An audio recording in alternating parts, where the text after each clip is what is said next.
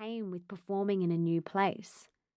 But of course, it was only a matter of time before my mean girl got seriously involved. When I lived in London, I was attending up to 7 castings and auditions per day and booking about 10% of them. Pretty great stats, as any performer will tell you. Every time I walked out of a casting and didn't get the gig, I tried to take the sensible route and remind myself that there wasn't anything wrong with me. It's not you. They just were looking for a blonde or someone who is taller or had blue eyes. Nevertheless, it still hurt. In an industry where rejection is par for the course, you learn to develop a pretty thick skin. But even then, there's only so much you can take before it starts to eat away at you. After years of existing in this strange world of cattle calls and unexplained no's, I started to succumb more and more to the doubting thoughts inside me. I began to truly believe that I wasn't skinny enough, pretty enough, good enough, smart enough, whatever enough. And you can probably guess what began to happen next. Operation Self-Destruction. Throughout my career and life, I witnessed so many women look in the mirror and call themselves fat and ugly. Even the models and dancers who exemplified what movies, TV, and magazines told us real beauty was would still pinch the non-existent fat on their thighs and screw up their faces in disgust. They would microscopically analyze every inch of their bodies and every pore on their faces, while calling themselves the most awful names you can imagine. Thinking back, it breaks my heart.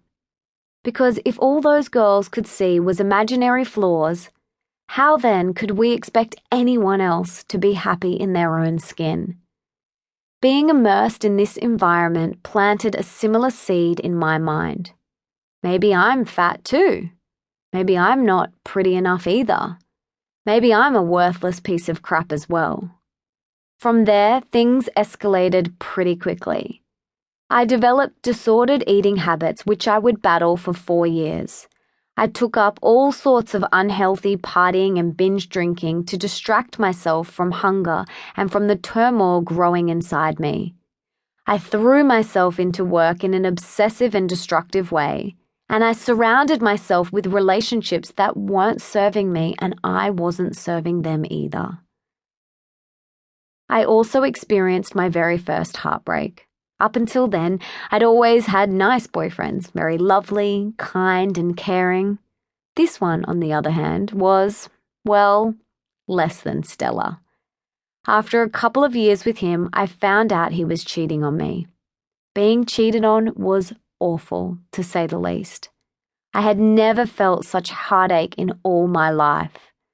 The pain was excruciating. It felt like someone had ripped out my heart and 50 people were stomping on it while wearing 6-inch stilettos.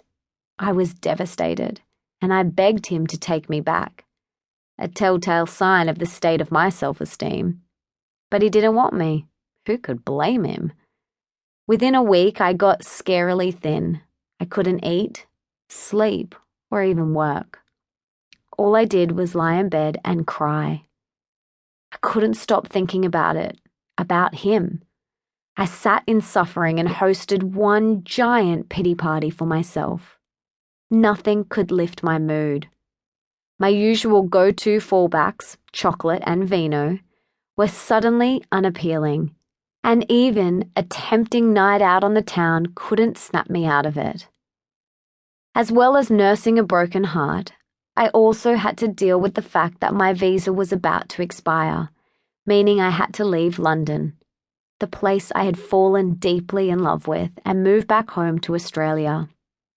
My ex and I had planned to apply for a de facto visa together so that I could stay in the country, and now that was out the window.